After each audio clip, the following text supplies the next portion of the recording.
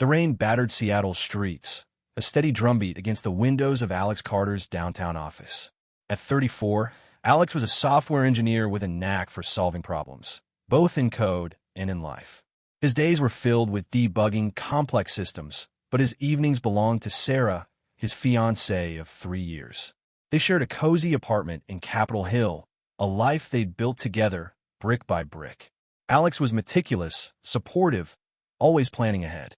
6 weeks ago, he'd put a deposit on a diamond ring, picturing the moment he'd drop to one knee. Today, he was finalizing details with the jeweler, his phone buzzing with excitement. Then it rang. Sarah's name lit up the screen. Alex smiled, expecting her usual check-in about wedding plans or her latest gym milestone. She'd been training hard, thanks to the personal sessions he'd gifted her at Peak Pulse, a trendy fitness studio. "Hey, babe," he answered, leaning back in his chair. "What's up?" Her voice was flat, devoid of its usual warmth. "Alex, I need to tell you something important." A pause hung heavy, like the air before a storm. "I'm pregnant. It's Ryan's. I'm moving in with him." The words hit like a power surge through a circuit board. Ryan, 27, was her personal trainer, a charming, sculpted guy who'd been coaching her for 4 months. Alex had paid for those sessions, thinking he was helping Sarah chase her goals. His mind scrambled to process the betrayal. Pregnant. Ryan. Moving in. The life they planned, gone in a single sentence. He gripped the phone, his voice steady despite the chaos in his chest. "That's big news, Sarah. I'm happy for you." The lie fell hollow, but he needed to stay calm, to keep control. "Happy?" Sarah's tone sharpened, almost accusatory. "That's all you've got? You're not going to fight for me?" Alex's jaw tightened. "You're having another man's child, Sarah. You've made your choice. There's nothing to fight for." He ended the call before she could respond, the silence in his office deafening. For a moment, he sat still, the rain's rhythm the only sound. It was surreal, like watching a program crash in slow motion. But Alex wasn't one to freeze. His mind shifted gears, already calculating the next steps. First, the ring. He'd spent $12,000 on it, a symbol of a future now shattered. He'd dialed the jeweler, his voice even as he explained the situation. "My fiancée just left me. I need to cancel the order." The manager, a kind older man, didn't pry. "I'm sorry to hear that, Mr. Carter. We have a 60-day return policy, $1,000 restocking fee, but you'll get the rest back." Alex grabbed his keys. "I'll be there in 20. The drive through Seattle's slick streets was a blur. At the jeweler's, he signed the paperwork, pocketing a refund of $11,000. One loose end tied. Next, the car. Sarah drove a leased BMW, a sleek model they'd picked out together 10 months ago. The payments came straight from Alex's account. He logged into the leasing company's portal, his fingers moving with precision. A few clicks, and his card was unlinked. He called the company Voice Firm. "I'm removing myself from the lease. Sarah will need to qualify on her own or return the vehicle." The agent's response was blunt. With Sarah's part-time yoga instructor income, she'd never cover the payments. The car was due back by months, and unless she found a co-signer. Back at his apartment, Alex didn't pause. He changed the Wi-Fi password, logged Sarah out of Netflix, Hulu, and every shared streaming service. The gym membership he'd been covering? Canceled. The security system code? Updated. The credit card, where Sarah was an authorized user? Deactivated with a quick call to the bank. Each action was methodical, a firewall going up around his life. By 5 p.m., he sat on his couch, the apartment quiet except for the rain. He dismantled their shared existence in under 3 hours. Then the doorbell rang. Alex checked the video intercom. Sarah stood outside, soaked, clutching 2 duffel bags, her eyes red and smudged with mascara. "Alex, please, we need to talk," she called through the door. He opened it but kept the chain lock on, a barrier between them. "What happened, Sarah?" Her voice cracked. "Ryan, he told me to leave. He needs space to process this. It's all so messed up." She stepped closer, her hands trembling. "Can I come in? Just for tonight?" Alex's heart twisted, but his resolve held. "You told me you were building a life with Ryan.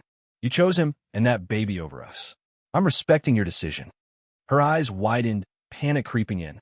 "But I can't log into anything. The car payment bounced. My gym access is gone. Did you do this?" "I removed myself from your life, just like you wanted," Alex said, his tone even. "Ryan's your future now. He's responsible for you. Sarah's face crumpled, shifting from desperation to anger. This is revenge, isn't it? You're punishing me for being honest. It's not revenge, Alex replied, closing the door slightly. It's accepting reality. You wanted a new life with Ryan. Go build it. He shut the door, the lock clicking into place. Sarah pounded on it, sobbing, for 10 minutes before her footsteps faded into the rain. Alex sank onto the couch, a half-empty coffee mug on the table. The apartment felt different, emptier but not in a bad way. He'd loved Sarah, built a life with her, but she'd gambled it all on a fantasy. Now he was taking back control, one calculated step at a time. What came next, he didn't know. But as the rain slowed to a drizzle, Alex felt something new, the first spark of freedom. The Seattle dawn broke gray and heavy, mirroring the weight in Alex Carter's chest. It had been less than 24 hours since Sarah, his fiancée of 3 years, announced she was pregnant with her trainer Ryan's child and leaving him. At 34, Alex, a software engineer, had spent the previous evening dismantling their shared life with surgical precision, canceling the $12,000 engagement ring, unlinking his card from their BMW lease, and locking Sarah out of shared accounts. Now, as he sipped black coffee at his kitchen counter, his phone buzzed relentlessly. Messages from unknown numbers flooded in, each one a variation of Sarah's pleas. I messed up, Alex. Please talk to me. I'm at a motel. I can't afford this. He saved screenshots, but didn't respond. His focus was clear: protect his life, move forward. By mid-morning, a new call came through. Emily, Sarah's older sister, her voice sharp with accusation. Alex, what's wrong with you? Sarah's a wreck, practically homeless. Alex leaned against the counter, his tone calm but firm. Sarah told me she was moving in with Ryan to start a family. I accepted her choice. She made a mistake. Emily snapped. Ryan's a flake. He used her, then kicked her out. She needs help. Then she has you, her friends, or Ryan, the father of her child. Alex replied. She chose him over me. I'm not her fallback. You're heartless, Emily hissed before hanging up. Alex blocked her number, his resolve unshaken. He wasn't cruel, just done being Sarah's safety net. Around noon, a mutual friend, Jake, texted with a bombshell. Dude, heard from a gym buddy, Ryan's married. His wife found out about Sarah and the baby. He's scrambling to save his marriage, cut her loose. The revelation hit Alex like a code error, finally making sense. Sarah hadn't just betrayed him. She'd built her future on a lie. Ryan, 27, the charming trainer Alex had unknowingly funded, was never going to be the partner Sarah envisioned. Alex didn't gloat. He just felt the pieces click into place. Sarah's texts grew frantic. I didn't know he was married, Alex. I'm so sorry. Can we talk? He ignored them, but the weight of her desperation lingered. She'd gambled everything on Ryan, and now her world was collapsing. Alex, meanwhile, kept moving forward. He logged into his bank account, confirming the car lease was fully detached. The leasing company had already contacted Sarah, warning her the BMW would be repossessed by month's end unless she qualified for payments. A near impossibility with her part-time yoga gig. Her gym membership, tied to Alex's card, was gone too, cutting her off from the upscale studio where she'd met Ryan. By late afternoon, Sarah's parents, Karen and Mike, called. Their tone was softer but insistent. Alex, we need to talk, Karen said. Sarah's in a bad spot. She's back at our place in Tacoma, but she's struggling. Can't you help for old time's sake? Alex took a breath, keeping his voice steady. Karen, Mike, Sarah chose to leave me for Ryan and their baby. That's her path now. I'm not responsible for fixing her mistakes. She didn't know Ryan was married. Mike interjected, his voice tense. She's pregnant, Alex. She needs stability. Then Ryan needs to step up, or you do, Alex said. She ended our life together. I'm respecting that. The call ended with Karen's sigh and Mike's frustrated silence. Alex blocked their numbers too, closing another door. That evening, Sarah showed up again at the Capitol Hill apartment, this time with a single duffel bag. The video intercom showed her standing in the drizzle, her posture defeated. Alex opened the door, chain still on. What now, Sarah? I can't do this alone, she whispered, voice breaking. Ryan lied to me. I thought he loved me, but he's got a wife. I'm stuck at my parents'. They're barely scraping by. Please, Alex, just let me in for a bit. Alex's jaw tightened. You stood in this apartment yesterday, and told me you were building a life with Ryan. You chose him. I'm not your plan B. Her eyes flashed with anger. You canceled everything. The car, the gym, the accounts. You're making my life impossible. I'm protecting my life, Alex said, his voice low but firm. You wanted Ryan. He's your responsibility now, not me. He closed the door as her pleas turned to sobs, the sound fading into the night. Alex sat on his couch, the quiet settling around him. He wasn't vengeful, but he wasn't a doormat either. Sarah had made her choice, and now she faced the fallout. Ryan's betrayal, a repossessed car, a strained return to her parents' modest home.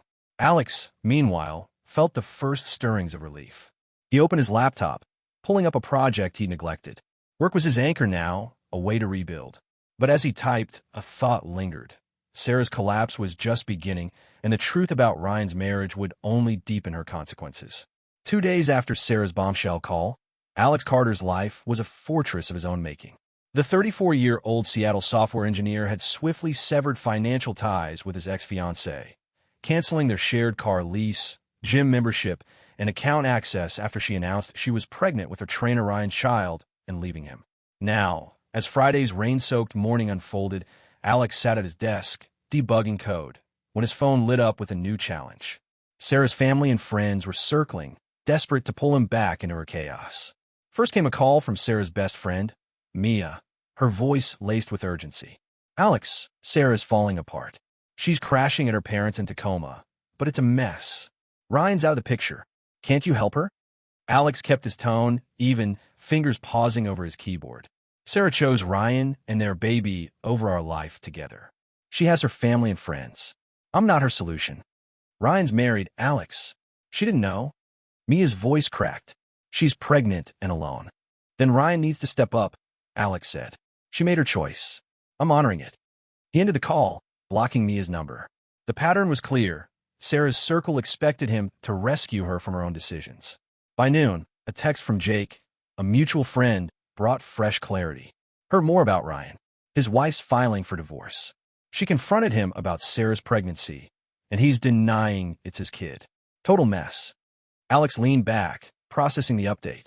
Ryan, the 27-year-old trainer he'd unknowingly funded, wasn't just married.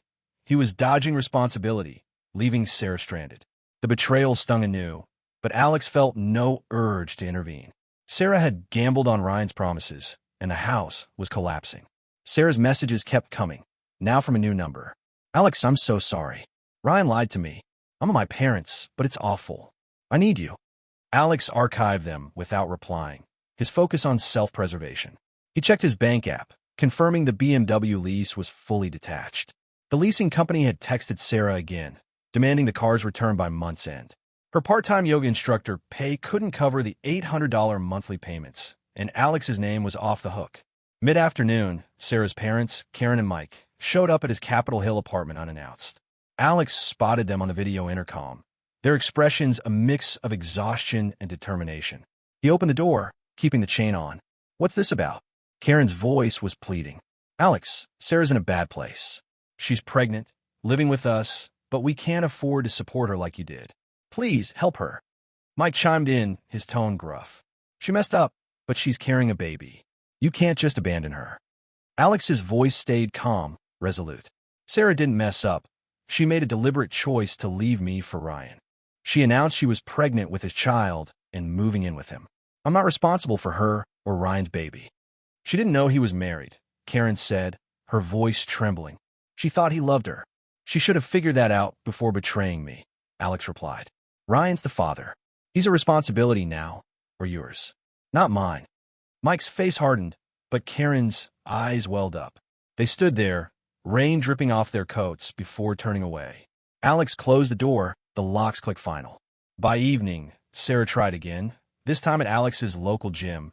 Not the upscale studio where she'd met Ryan, but the no-frills spot where Alex lifted weights. He was mid-set when she approached, her voice low. Alex, 5 minutes. Please. He set the barbell down, glancing at his watch. You've got 3. Go. I ruined everything, she said, her words rushed. Ryan lied. He's married, has a kid already. I thought he'd leave her for me. I'm stuck at my parents', pregnant, with nothing. I am scared. Alex kept his gaze steady. 2 minutes. You told me you were building a life with Ryan. You chose him over us. I was wrong, she pleaded. I didn't know he'd do this. Can't we fix things? 1 minute, Alex said. You cheated, got pregnant, and left me. That wasn't a mistake. It was a plan. Ryan's lies don't change that. I love you, she whispered, reaching for his arm. He stepped back. You love what I provided.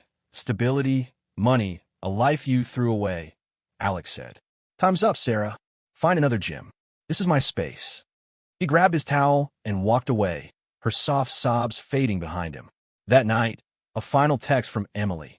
Sarah's sleeping in her car. You're heartless. Alex replied. She chose Ryan. He's her problem now. He blocked her, then powered off his phone.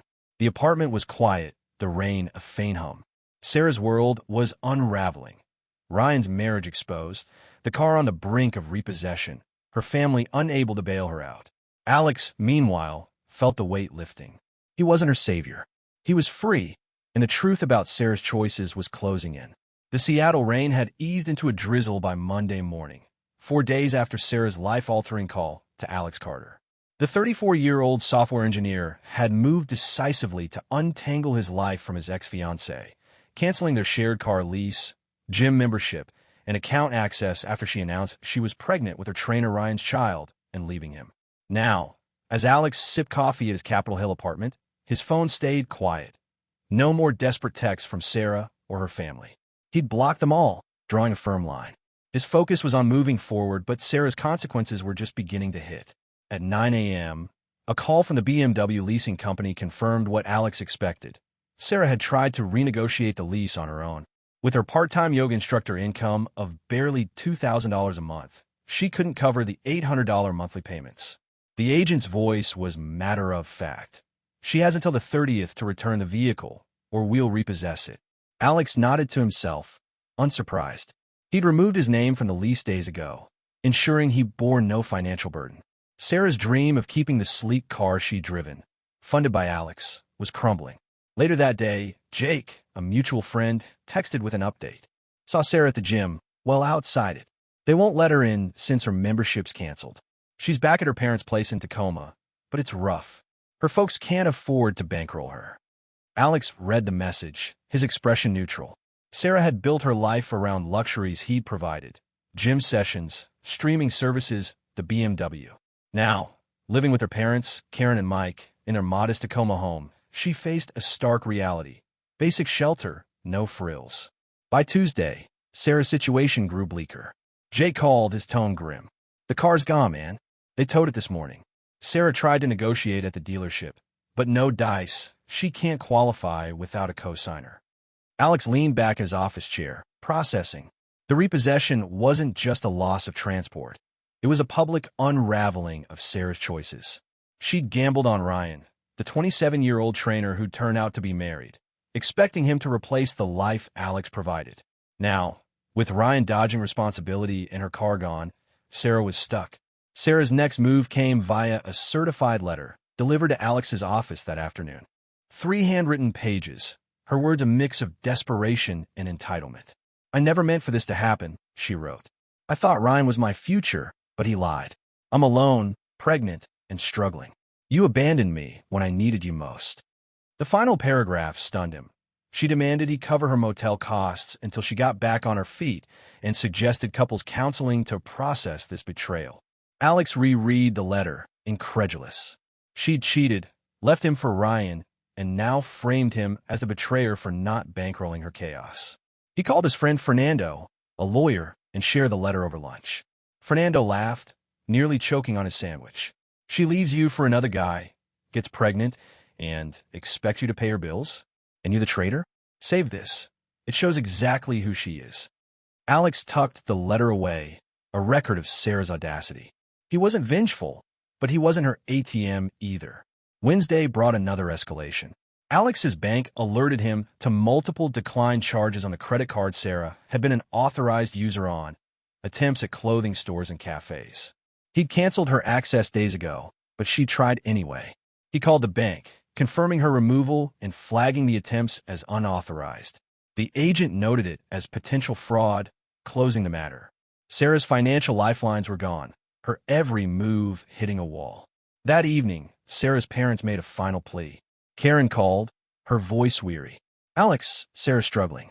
"She's pregnant, living with us, but we can't give her what she needs. Can't you help? Just a little?"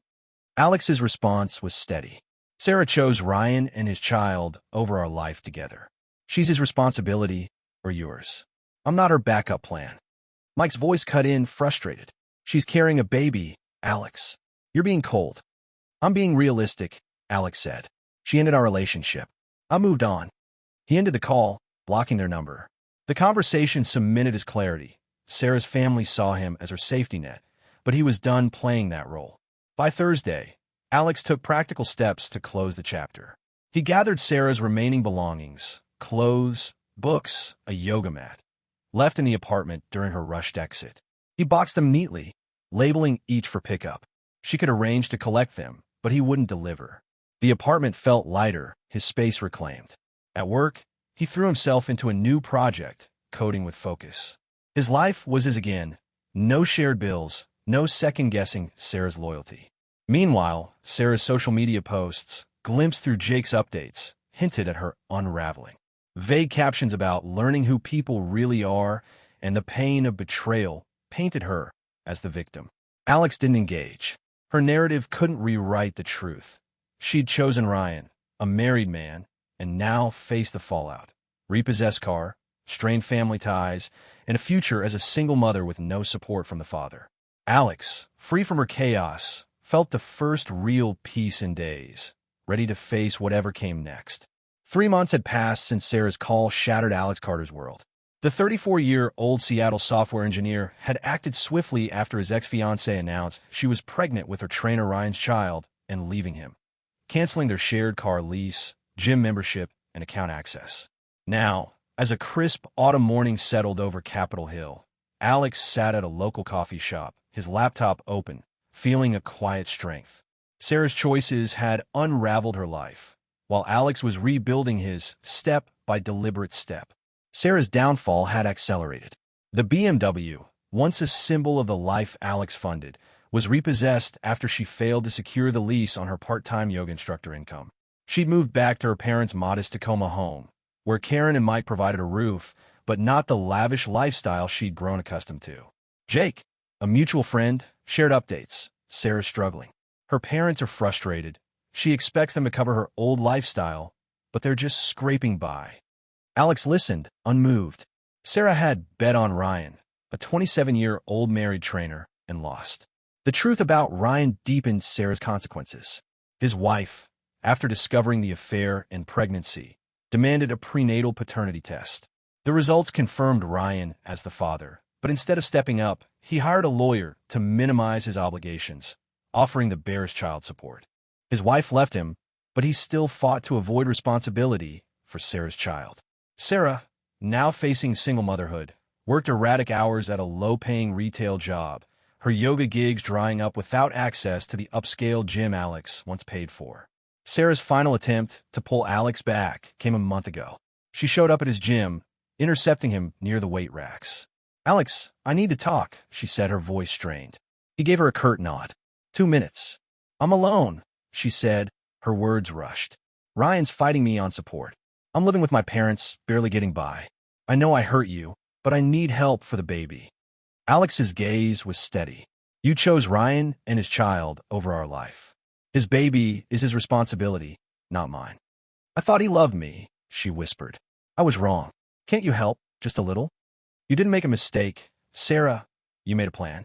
You cheated, got pregnant, and left. I'm not your safety net." He walked away, leaving her standing there, the gym's hum drowning out her response. Her family's efforts persisted. Emily, Sarah's sister, tried one last time through a colleague, Mark, at Alex's office. "Emily says Sarah's desperate," Mark relayed. "She's asking if you'd help with baby expenses for old time's sake." Alex's reply was firm. Sarah chose Ryan as her child's father.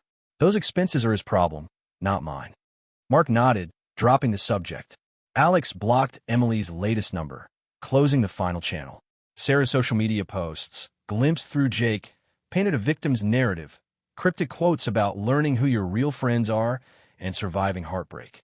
Mutual acquaintances reached out, curious. Alex kept it simple. Sarah left me for someone else. It didn't work out. She's facing the consequences. Most understood. Those who didn't faded from his circle. Alex, meanwhile, thrived. He'd packed Sarah's remaining belongings, clothes, books, a yoga mat, into labeled boxes, ready for her to collect.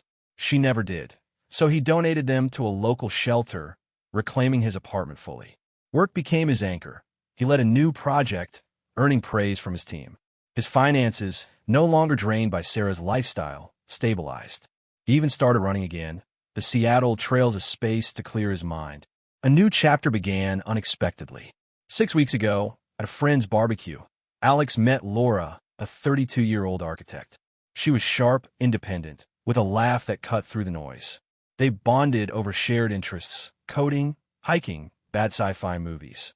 Unlike Sarah, Laura paid her own way, never hinting at needing Alex's support. Over coffee one morning, she teased him about his meticulous note-taking app. "You're such a nerd," she said, grinning. Alex laughed, feeling lighter than he had in months. Reflecting on Sarah, Alex felt no malice, only clarity. She'd gambled on Ryan's promises, a married man who used her, then discarded her when his wife uncovered the truth. Now, she faced single motherhood, a strained family, and a legal battle with Ryan over scraps of support. Alex had honored her choice, stepping back to let her face the fallout. She wanted a life with Ryan, he told Laura one evening. "I let her have it, with all it entails." As Alex walked through Pike Place Market with Laura, her hand brushing his, he felt the past recede. Sarah's choices had cost her everything: her car, her independence, her fantasy of Ryan. Alex, free from her chaos, was building something new. The moral was simple: actions have consequences, and sometimes the best response is to let them unfold.